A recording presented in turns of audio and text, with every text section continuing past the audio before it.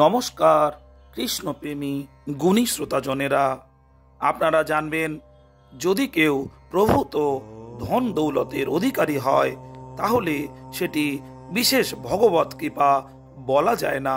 কারণ এরকম ধন দৌলত অনেক পাপী অসৎ লোকেরও থাকে। অর্থাৎ স্ত্রী পুত্র অধিকন্তু ধনলক্ষ্মী পাপীরও থাকতে পারে। এসব পাওয়া এমন বিশেষ কিছু নয়। এই প্রসঙ্গে আপনাদের একটি বুদ্ধিমান রাজার গল্প শোনাবো।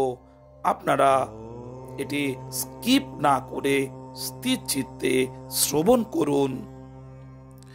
এক রাজা ছিলেন, তার সাধু সন্তের পরিধানের প্রতি খুব শ্রদ্ধাভক্তি ছিল। কারো কারো সাধু বেশের ওপর এমন শ্রদ্ধাভক্তি থাকে। রাজা সাধু সন্তের দর্শন পেলে খুবই খুশি হতেন।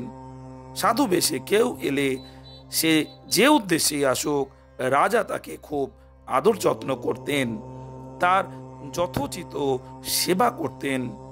যদি শুনতে পেতেন যে অমুক জায়গায় সাধু মহাত্মা আসছেন, তিনি নিজেই পায়ে হেঁটে সেখানে যেতেন এবং খুব শ্রদ্ধা সমাদরের সঙ্গে তাকে সঙ্গে করে রাজপ্রাসাদে নিয়ে আসতেন।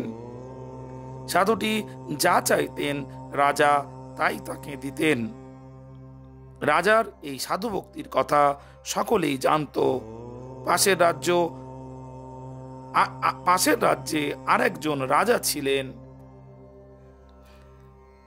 তিনি এইসব কথা শুনেছিল। তার মনে হলো এই রাজা খুব মূর্খ, সাধু সেজে যে কেউ একে ঠকাতে সক্ষম।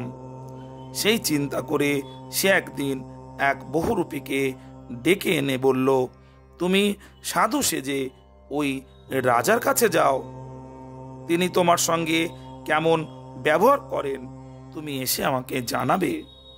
বহুরূপীও খুব চালাক, সে সাধু সেজে ওই রাজ্যে গেল। রাজা যখন শুনলেন এক সাধু আসছে, তখন তিনি নিজে গিয়ে তাকে খুব সম্মান দেখিয়ে নিজের মহলে নিয়ে এসে খুব সেবা যত্ন করলেন। একদিন ওই রাজা সাধুকে বললেন, মহারাজ কিছু বলুন। ছদ্মবেশী সাধু বলল, মহারাজ আপনি খুব ভাগ্যবান যে আপনি এত বড় রাজ্য, এত ধন দৌলত পেয়েছেন, এত বড় সৈন্যবাহিনী, স্ত্রী পুত্র দাস দাসী সকলেই আপনার অনুগত। তাই বলছিলাম আপনার উপর ভগবানের অশেষ কৃপা। এ ধরনের অনেক কথা সাধু রাজাকে বলল। রাজা চুপ করে সব শুনে গেলেন। এইভাবে 2-3 দিন থাকার পর ওই সাধু একদিন বলল, আচ্ছা মহারাজ, এবার আমাকে বিদায় দিন। রাজা বললেন, সাধু মহারাজ আপনার যা অনুগ্রহ। তারপর রাজা তাকে কোষাগারে নিয়ে গিয়ে বললেন, এখান থেকে সোনা দানা মণি মাণিক্য টাকা পয়সা যা আপনার ইচ্ছা যত খুশি নিয়ে যান। রাজা কোষাগার উন্মুক্ত করে দিলেন। নকল সাধু তো সেখান থেকে যত খুশি টাকা পয়সা ধন রত্ন নিয়ে গাড়ি বোঝাই করলো। যখন যাবার জন্য প্রস্তুত হচ্ছে, তখন রাজা বললেন, সাধু মহারাজ এসব তো আপনি নিজের ইচ্ছায় নিয়েছেন, এবার আমি আমার দিক থেকে একটি রূপোর বাক্স আপনাকে উপহার দিচ্ছি। এই বলে রাজা তাকে একটি রেশমি কাপড়ে জড়ানো রূপোর বাক্স উপহার দিলেন। সাধু এরপর ওই রূপোর বাক্স এবং অন্যান্য মালপত্র নিয়ে ওখান থেকে বিদায় নিল। সাধু বেশি বহুরূপী তার রাজার কাছে পৌঁছলে রাজা তাকে জিজ্ঞাসা করলেন, এত কি নিয়ে এলে? সে উত্তর করল, মহারাজ লাখো কোটি টাকার ধনরত্ন নিয়ে এসছি। রাজা ভাবলেন, পাশের রাজ্যের রাজা একেবারেই মূর্খ, আসল নকল সাধুর কোনো জ্ঞানই তার নেই, ও তো একেবারেই নির্বোধ।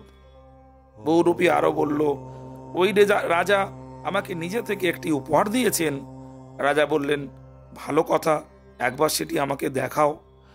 সেই বহুরূপী বাক্সটা রাজার হাতে দিল। ওপরের রেশমি কাপড়টা খুলে রাজা দেখলেন একটি রূপোর বাক্স। বড় বাক্সটার মধ্যে আরেকটি রূপোর বাক্স। তারও মধ্যে আরো একটি ছোট্ট রূপোর বাক্স। ছোট্ট বাক্সটা খুলে দেখা গেল ভেতরে একটা কানাকড়ি অতি যত্নে রাখা আছে। রাজা বুঝতে পারলেন ওই রাজা মূর্খ নয়, বরং অতি বুদ্ধিমান। সাধুদের প্রতি ওর ভক্তি প্রশংসার যোগ্য। রাজা তখন বহুরূপীকে জিজ্ঞাসা করলেন, রাজার সঙ্গে তোমার কি কি কথা হয়েছিল, সব বলো। বহুরূপী বলল, রাজা আমাকে একদিন কিছু শোনাতে বলেছিলেন। আমি তাকে বলেছিলাম, আপনি খুব ভাগ্যবান, আপনার এত বড় রাজ্য, অতুল ধনসম্পত্তি, মনের মতো স্ত্রী পুত্র আদি পেয়েছেন, আপনার ওপর ভগবানের অশেষ কৃপা। বহুরূপীর কথা শুনে এ সব কিছুর তাৎপর্য বুঝতে রাজার বিলম্ব হলো না। 3টি বাক্সের তাৎপর্য হলো স্থূল শরীর, সূক্ষ্ম শরীর আর কারণ শরীর। এসবের ভেতরে কি আছে? না, ভেতরে কানাকড়ি, তার মানে কিছুই নেই।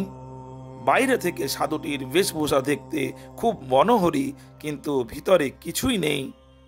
আপনার ওপর ভগবানের অশেষ কৃপা।